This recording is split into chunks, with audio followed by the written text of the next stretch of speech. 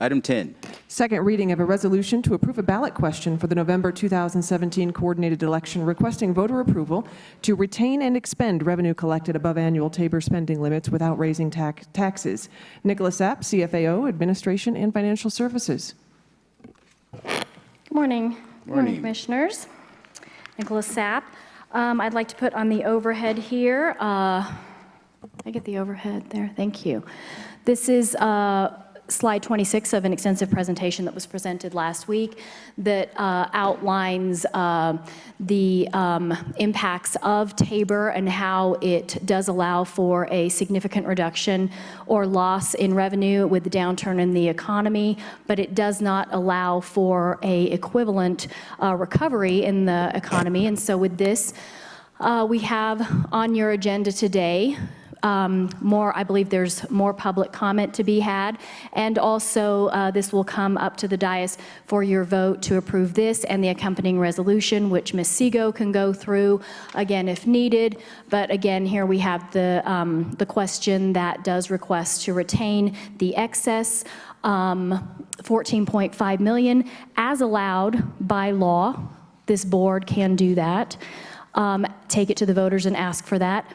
And then also to further clarify that if this were not approved, that it would equate to approximately $40 for a typical single-family home valued at $250,000. That would be a one-time credit only to real property owners. And then also to retain and spend and reset the revenue base, but still keep us subject to annual calculation Tabor restrictions. With that, Commissioners, you actually have a list here. If I can bring it to the dais. Sure. We have 5 people so far. And since we do have a number of people that want to address this matter, I am going to impose a 4-minute time limit. Mr. Bruce, you're up.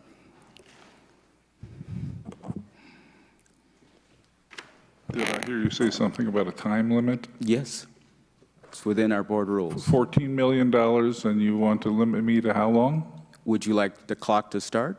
Or would you like to use I don't your want to time? have a clock. I want to tell you why this is illegal. Start the clock. No, that's pathetic that you don't want to hear why it's illegal, but I'll try to cram in what I can in 4 minutes since you really don't care about the truth. Okay. In no particular order, you're trying to reset the base. I had made copies of both sides of the Tabor Amendment and marked Section 7D in the state constitution, which you all took an oath to uphold and are not planning to withhold, according to the announcements in the paper. It says voter-approved revenue changes are exceptions to and not part of any district base. You don't get to change the constitutional base in the Constitution by a resolution, even if voter approved. The state constitution, which you took an oath to uphold, is not by local option. You don't get to change the base. You really think we would have had all that turmoil about Tabor if it was something that any single election could just wipe out completely? The base is the base, and the increases are shown for the county in sections 7, B, and C. And you don't get to change it. You said it's a voter-approved revenue change, and then you're saying it's not part of the base. I mean, it will be a part of the base. You're asking 2 questions at one time. Just try to slip that in. You're not even telling people in your dishonest ballot title that you are changing the county revenue cap, which you say continues. It doesn't continue. You're changing it. How can you lie to people and say it's continued when it's being changed? That is a deception. You went through that. Your predecessors went through that before with a scam about term limits. And you had to go back and backpedal after 2 of your former colleagues had got 3 terms through deception. Then you're imposing another lie for cynical political reasons. you're saying it can only go back to property owners. There's nothing that says it goes back to property owners. What you're trying to do is to peel off the tenants and tell them, hey, there's nothing in here for you if you vote against road work. We're not going to give you your refund anyway. And then you lie again by telling people that you're just saying, oh, it's only $40 for the average homeowner. You don't say that the property tax rate is 4 times greater for non-residential property. You're all Republicans. You all say you're for business, blah, blah, blah, blah. And you aren't telling business owners that what they would be giving up is 4 times the residential rate for that valuation. So that's another deception. I assure you that if you raise the base, I've obviously been monitoring Tabor for 25 years of nonstop success when everybody was told, including by your predecessors, that it would be the end of the world. Now you're having a dilemma because there's $14.5 million over the increase. Then you say that you have Ms. Sapp and other people that make false public statements and say that there have been cuts. There are no cuts. If your revenue goes up by inflation and local growth, and we're only talking about the amount above that, there was no cut. There is no cut. There will be no cut. You should really stop lying to people. And I see that I'm out of time. I don't want to be thrown in jail, but I think it's wrong for you not to allow me to make the rest of my comments on this topic. I think I know more about it because I wrote the Taxpayers' Bill of Rights. Thank you, Mr. Bruce. Kate Hatton?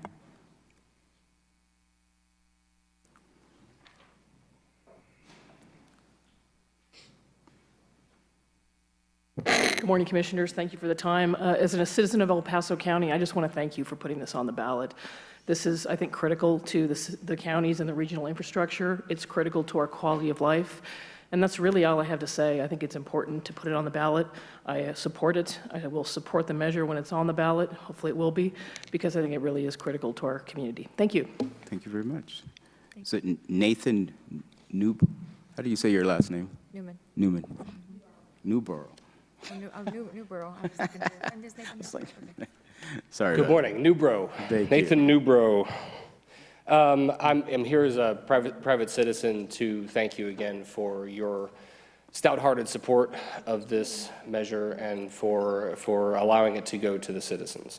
It is, I cannot imagine, as a 10-year resident of El Paso County, that the good-meaning people who originally voted for the Tabor Amendment meant to create deferred maintenance, crumbling infrastructure, and a crumbling county amidst one of our largest terms of economic expansion and growth. And so we thank you for referring this to the voters. We thank you for your support of the resolution, and on behalf of my family, who will benefit from a thriving El Paso County, I want to thank you again. Thanks. Thank you. Deborah?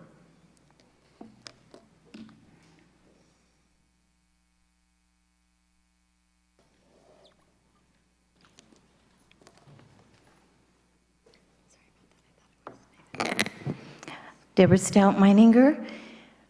As I alluded to in the last meeting on the Tabor issues, on the resolution, that what's on the voting does not exactly match what you have on the resolution.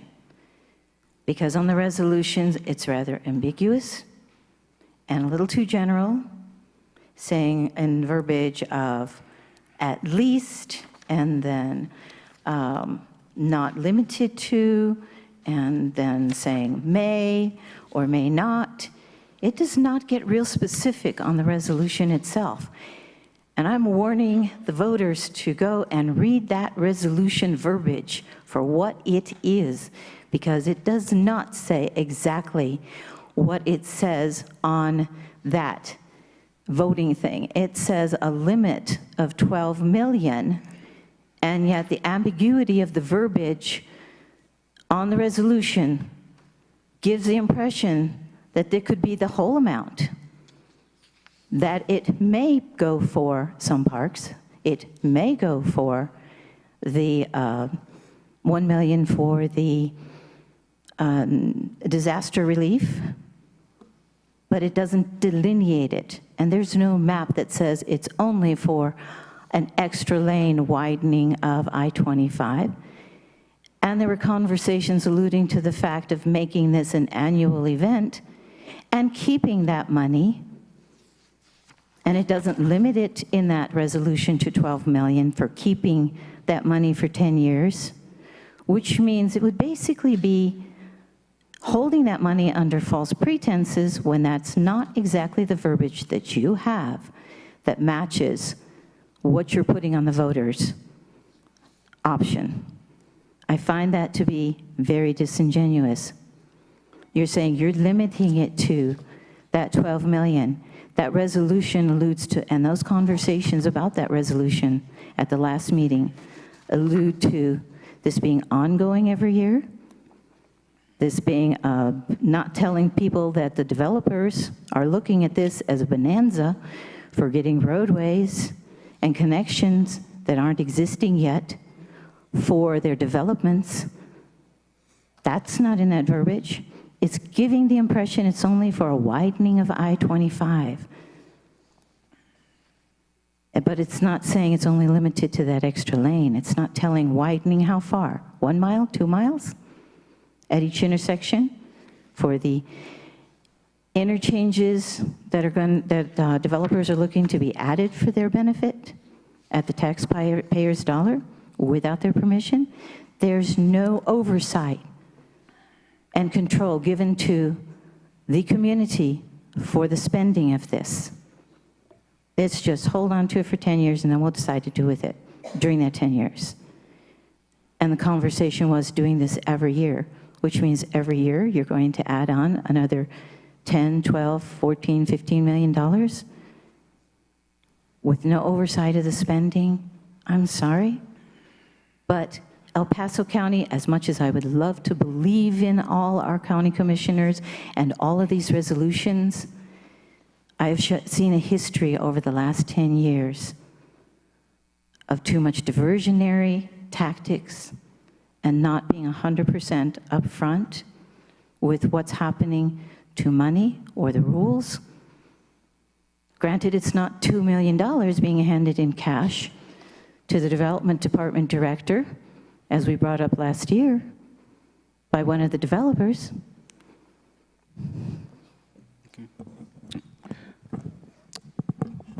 You know, I do appreciate the part about clarification. I think they just showed the ballot language. Could we ask that they show the whole resolution so people, in case there's, it brings up any more questions, which I think is valuable, show the whole resolution so you can get a little bit more of the information for everybody here.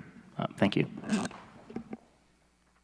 Absolutely, Commissioners. I'm just going to break it apart because it's actually the part that's being referred to with the details. Some of those details are very clearly articulated in the resolution. Can you see that? So not only does it specify the amounts, but it also specifies what specific projects. Some of these projects, obviously, and Public Works could speak to this much better than I would, but would be subject to, once we would go into design, then we would have an exact amount for those projects. So it is absolutely appropriate to have estimates in here at this time. Commissioner Waller. Yeah, and come back here. I just want to make sure we address some of these questions and concerns. I mean, certainly, we're talking about keeping 14.5 million here. That's correct. Asking the voters to keep $14.5 million and to reset that base. So first of all, to address that concern, the ongoing appropriation for road projects, help me understand, or help citizens who might be listening understand how this actually works.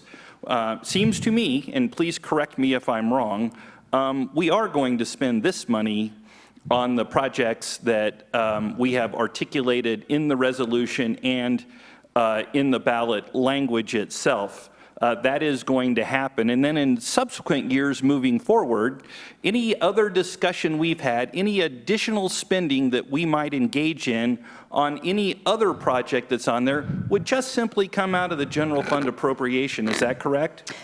So Commissioner, yes, this initiative does speak to the $14.5 million for these projects specified, clearly specified in this resolution. It does articulate up to $12 million, minimum of $6 million, approximately $1 million. The reason why we put approximately there is because it might come in at $980,000. It might come in at $1,010,000. So it is absolutely appropriate, as I stated before, to give ranges there until we have the full design of these projects and until we know the exact cost. The other thing, as far as these funds just continuing to stay in the general fund and move forward, let's keep in mind we have a very open and robust public budget process. We have 3 to 4 public budget hearings each year, of which will be kicked off this month. And through that process, we always have open public comment. We always go through in detail if there's a specific amount for a specific project or a specific road or an allocation to a department or office for a specific need that is discussed. Those departments and offices come and they present those critical needs. And also you as a board discuss them. And then through a very open process, you have a spreadsheet up on the board that states to the public very clearly how much funds are allocated to which department and office and for which purpose.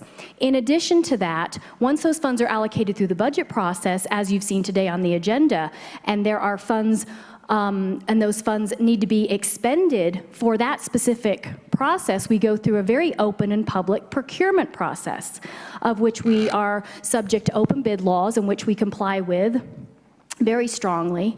And then at the point that those purchase orders are and those contracts are awarded, through that open procurement process, that then comes to this board for further public approval. So there is nothing that is built into the budget that continues on in perpetuity without the citizens having any say. There are multiple opportunities, and given the fact that we have public comment at every single board meeting, there's always that opportunity if, for example, a citizen has missed that discussion. And so to say that it is built in to retain these funds in perpetuity is just not accurate. And so to just sum it up and to be absolutely crystal clear, any future spending would go through the budgetary process just like any current spending That's correct. goes through the budgetary process. That's correct. Thank you. All right. Okay, I want to keep the focus on, we're going to finish out public comment, then I'm going to have county attorney come back and again, review the resolution, and then we'll have board discussion, and then we'll decide what to do with that. So the next person I had on my list, his name is Ron. I can't make out your last name. Did a Ron sign on? Okay. All right, now I'll open it up to anybody else that wants to come down. Come on down, please. You have 4 minutes.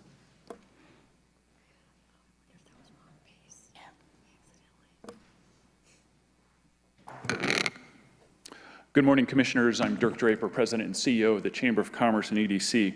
I'm happy to be here again before you this morning and encourage you to support this measure. As I mentioned last week, transportation is one of the top 2 issues that businesses in our region face, along with workforce initiatives. I'm pleased to see the priority that I-25 funding the gap receives in this measure. I shared with you some stories last time that we hear directly from businesses about how they lose business, how they incur higher costs and so forth because of road closures and primarily safety and reliability of the roadway. I will say, since I was here last Tuesday, the highway was closed 2 more times on Thursday and Friday. I received notices from CDOT about lane closures because of accidents, so that does continue to be problematic for us. And I'll also reiterate a point that the local match is a very important part of funding for major projects like this. So glad to see the county stepping up with that proposal as a portion of this for overages. I applaud the efforts to reset the baseline for funding, for county funding. It allows you to continue providing essential services, both in human services and in maintenance and development of infrastructure that's needed for the county to function well. As we watch events unfold in Houston, we see once again the importance of not only preparedness, but reserves available to respond to natural disasters like that. I encourage your support for the measure to allow voters to decide whether the overage should be retained and how it should be disposed. Thanks for the opportunity to comment. Great, thank you very much. Is there anybody else? Come on down, please. Good morning, Commissioners. Julie Crow, Executive Director for the Department of Human Services. I just want to say thank you for having this opportunity to have this on our ballot. It's important for the children in El Paso County to have safe roads and beautiful parks to play in. And I just want to let you know that we really appreciate and applaud your efforts, and thank you for remembering kids and families as you proceed today. Thank you. Okay. Anybody else? And if you're planning on speaking, just kind of make your way down here so that we can keep you in the queue. Good morning. Good morning. I'm Larry Ferris, president of the Black Forest Trails Association. There's a significant portion of this on the ballot that affects open space and trails in our county. I represent 100-plus members and thousands of people in the northern end of the county that utilize the trails that are embedded into the county parks that reside up there. I'm particularly pleased in the last 4 to 5 years that there has been a couple other ballot measures that have passed at very high rates when they've included something to do with trails and open space, up to 70%, I believe, in 2012 in one of the last ones. That is indicative of the deep need for these open spaces and trails that your constituents have in this county for those projects. And I'm also pleased in watching the county parks leverage whatever monies come their way via these formats into up to 2 to 3 to 1 more dollars coming in. It's a very efficient, smart way for us to fund the gap that we basically have compared to, for instance, the Douglas County, to ensure that our citizens have a great park system and open space to enjoy nature. Thank you very much. And if you could sign in too, I'd greatly appreciate it.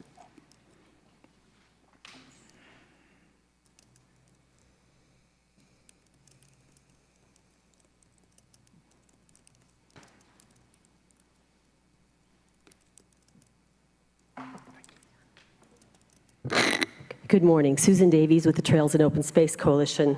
Thank you for this opportunity, and I want to start by congratulating the president. His daughter had a wonderful marathon yesterday on the new Santa Fe Trail. She did very, very well.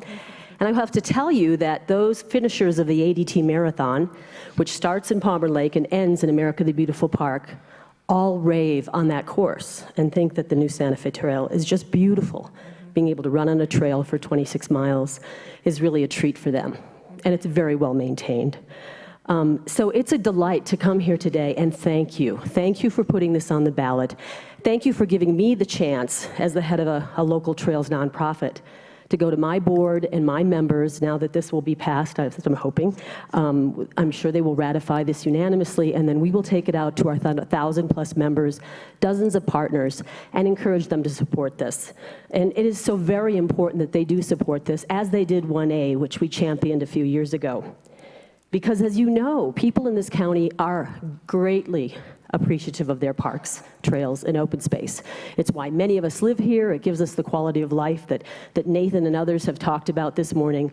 They're just very, very important, and we know how hard our park staff work to maintain and keep them as beautiful as they are. But we also know that it does take money. We know that our county park support is lower than most other county park support by quite a bit, and that this will make a tremendous dent in the needs of the county park system.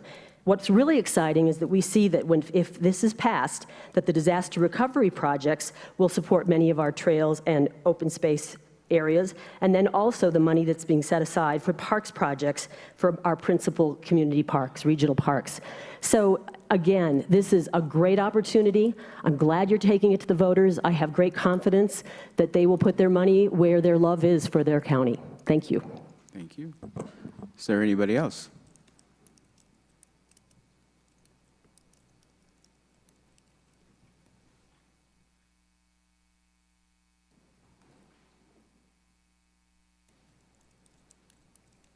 Good morning, Commissioners. Rev Williams, citizen this morning. I spoke to you last week. I want to thank you for putting your faith in the voters. I hope you vote positively to put this on the ballot. I'd like to point out something, and I've got, quote, 11 years background in this particular area. You have now got approximately 2,200 lane miles of road, more than half of which is paved and has been ignored. Long before your time, none of you are to blame, but you do have to start addressing it. The average lifespan of a road, paved road, is approximately 20 years.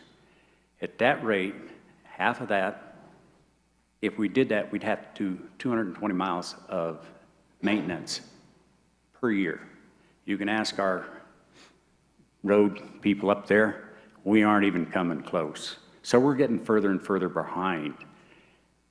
The $6 million is just a start. It really needs to be more than double that.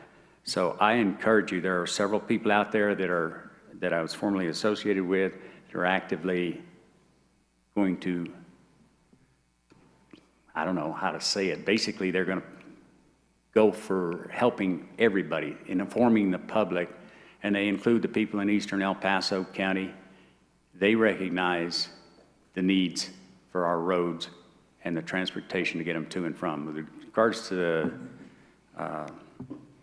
CDOT's GAP project, I've seen how long it takes. So really, thank you. I encourage you to vote yes today. Let the voters decide. And I'm pretty sure what the outcome is going to be. Thank you. Thank you. Anybody else?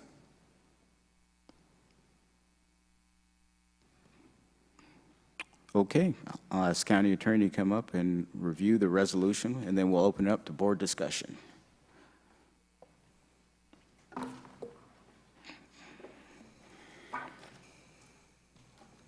Good morning, Commissioners. Lori Sego, Senior Assistant County Attorney. I'll review the resolution with you again briefly, and then I'll address some of the issues that have been raised.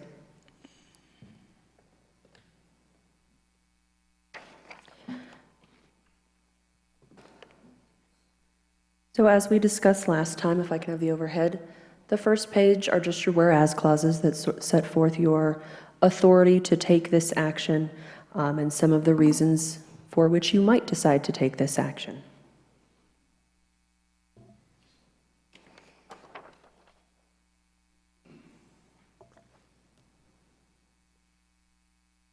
The next page begins the actual operative portions of the resolution, and the first paragraph sets forth the question that would be referred to voters if you in fact approve this resolution today. It's in two parts, as we discussed last time. The first part asks to keep the excess revenue that was collected in 2016 and to spend that revenue for the three specific purposes that are listed in the ballot question. Those purposes are more are flushed out in a little more detail in the body of the resolution, but the categories are delineated in the ballot question itself, and if the voters pass this question, will become binding on this board to only spend within those categories. The second part of the question asks to retain revenue and spend it in excess of the current Tabor cap going forward.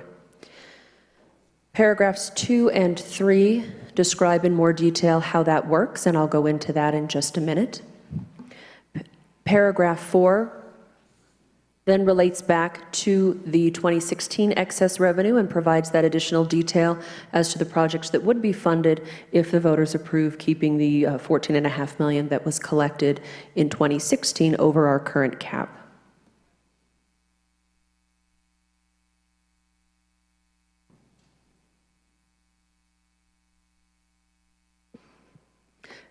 And then finally, paragraph 5 sets forth a provision that says that if this is approved by the voters, we will hold on to that portion of the funding that is allocated to the I-25 corridor gap project for a maximum of 10 years. And within that time, if the Federal Highway Administration does not provide its authorization for the project, then those funds can be otherwise allocated to roadway safety and capacity improvements.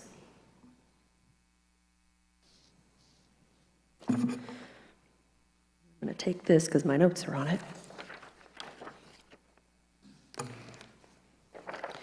So to address some of the questions, some of the issues that were raised by the speakers.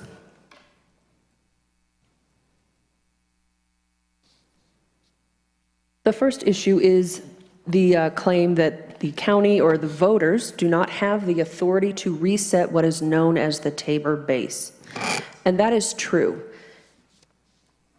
This question is phrased as an amendment to the cap, or to the revenue cap, to the spending cap that is imposed by Tabor on the county.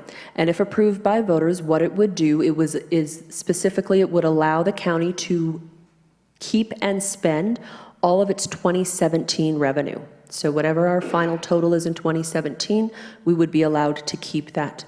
Going forward from 2017, we would apply the formula that is set forth in Tabor, and we would only keep and spend going forward from 2017 that increase that is a function of the calculation by adding the inflation rate and the growth rate. So even though we refer to it as resetting the base, because that is what it is equivalent to, and that is, in my opinion, promotes a better understanding of what we're actually doing. It is as if we are resetting the base to the 2017 revenue collections. What we are in fact doing is asking the voters for the permission to keep and expend excess revenue, which is clearly authorized by Tabor and has been supported by the courts. Commissioner Waller. Thank you, Mr. President. Ms. Sego, have other local governments, municipalities, or counties done this in the past? They have. Both the state and local governments have done it, and they have used language very similar to, if not exactly the same as what we are proposing here. And have the courts ever said that it is in some way illegal to make a request such as this to the voters? I'm not aware of any such court case, no. So to your knowledge, this is in no way illegal? That's correct. Thank you. That's correct. The voters clearly have the authority to approve changes in the revenue cap, the expenditure cap. Voters clearly have the authority to remove that cap altogether, but that is not what we are asking. We are simply asking to keep a small amount of additional revenue based on what we collect this year, but continue to apply those Tabor limitations to that figure going forward. Commissioner Vanderwerf. Thank you, Mr. President.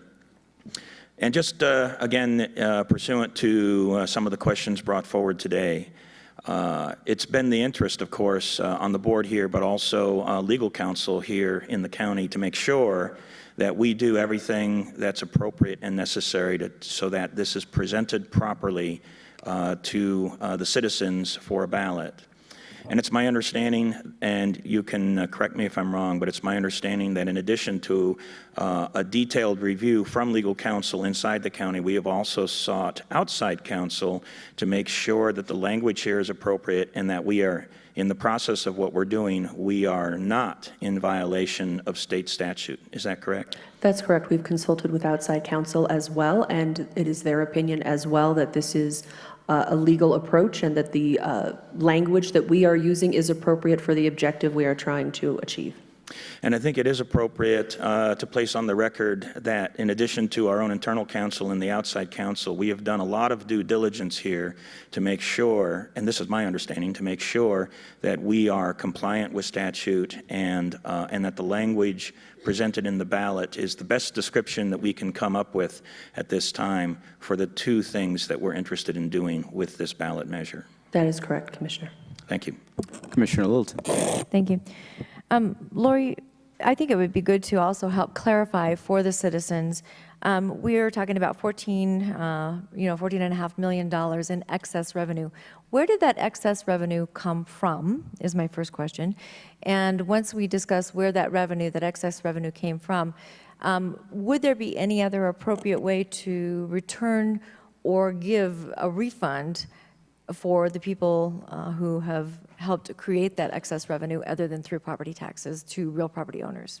I'll defer the first question that you asked to Ms. Sapp, but with respect to your second question, Commissioner, and this also addresses one of the issues that was raised, it is correct that issuing a refund as a credit on real property tax statements is not the only method that is available to refund this money to the voters should they choose not to approve it. It is, however, a common method. It is an easy-to-calculate method, and it's inexpensive to administer. I believe, and please correct me if I'm wrong, Ms. Sapp, but an additional way that we have done in the past is when we eliminated the business personal property tax. That was used as a method to offset the excess revenue that the county had calculated the prior year. So again, while this is not the only method, that is correct, it is very common, and it's inexpensive and easy to do. Thank you. May I also add that it is legally sufficient because it is done on a proportionate basis based on the taxes that have been paid in the past by those real property owners. Commissioners, if we were to try to issue a refund to every citizen within El Paso County, that would require us to do the research to develop a database for each one of those citizens, and then the automation associated with that, and then to issue those checks would be very, very costly, and then the amount to each of those citizens would be reduced drastically, I would say into the single-digit amounts at that point. But could you address where did the excess revenue come from? So then the first question, yes, where did the excess revenue come from? A multitude of sources. As you know, revenue sources that are subject to TABOR are our local taxes, our sales tax and property tax, but it is also our state revenues and our state grants. And so a bulk of the excess is actually due to state allocations and state funding that comes to us for mandated programs and services that we are legally required to provide. So we do not have the legal capacity to take the funds from those grants and those allocations and reallocate them as a refund. Ultimately, they have to come out of the general fund because we still have to be compliant on the other side of the house with state statute and in many cases federal regs as it relates to how those funds, those state allocations and state grants must be expended.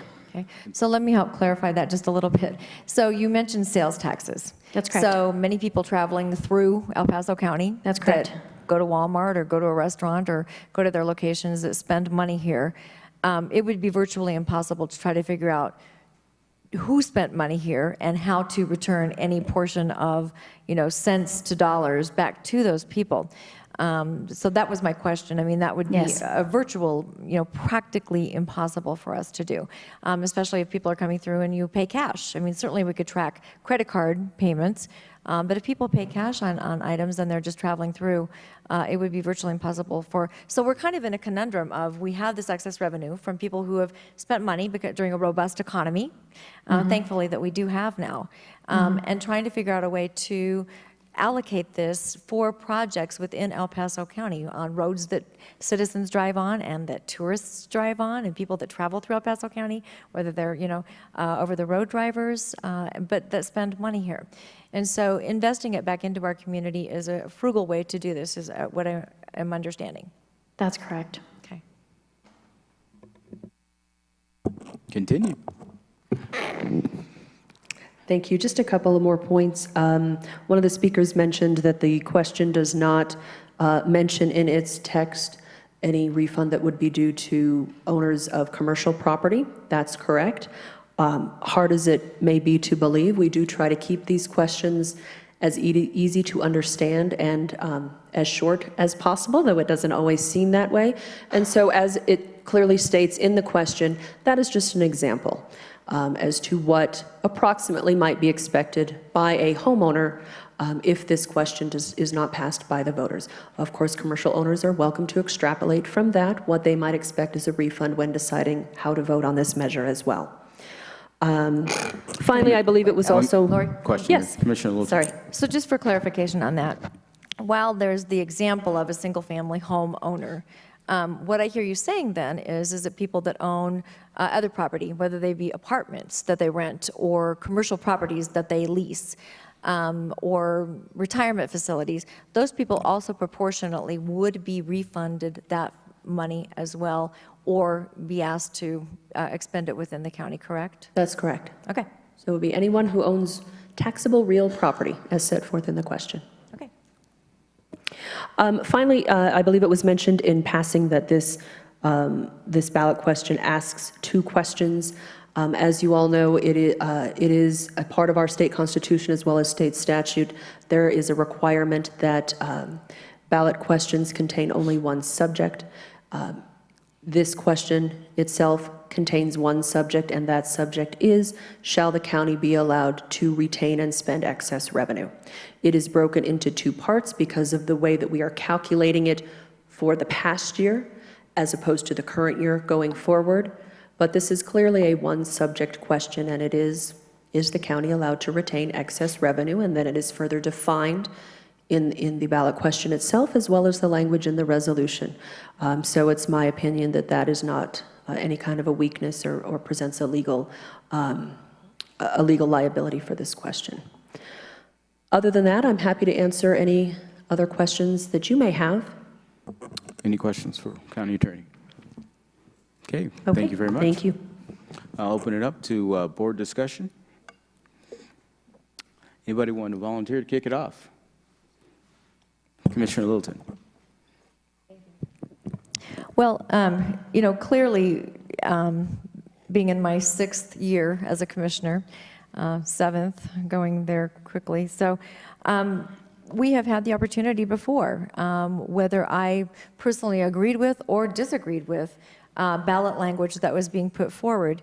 It was incumbent upon me, even though my personal opinion may have been I don't necessarily agree with that, but I always wanted to give the opportunity to do what we constitutionally have to do, and that is to give the voters the opportunity in El Paso County to make decisions on how they want to expend funds, revenue funds. And so I am for putting this on the ballot personally, because I believe that we should be able to go to the voters, say, what do you want to do with these funds? We are the guardians of the funds that you entrust to us, but we won't do it without your permission. I think when we look at this ballot language, we are correct. We are not imposing any new taxes or raising tax rates. These are excess revenues that we have to either figure out how to refund in a very cumbersome manner, or ask the citizens to do what they've done in the past, and that is to trust us, because we are very transparent, we're very open with how we expend funds here in El Paso County. PPRTA, Pikes Peak Rural Transportation Authority, is a perfect example of voters not only for the first decade, but now for the second decade that have entrusted us, because we have done promises made, promises kept within El Paso County and within the Pikes Peak Rural Transportation Authority. We line out specific projects that they're going to be used for, and we fund those projects as those funds become available to us. So as we look in this, we're asking the citizens to allow us to invest in our community, to allow us to expend the funds that were excess revenue. And I think we've so clearly stated it. It would be like a home where a mother and a father have a job, or 2 taxpayers or 1 taxpayer has a job. They lose that job, and then their revenue goes down for a while, what they have to expend. But their expenditures still don't go down. They still have to either pay rent or pay their mortgage. They still have to buy food. They still have to pay taxes.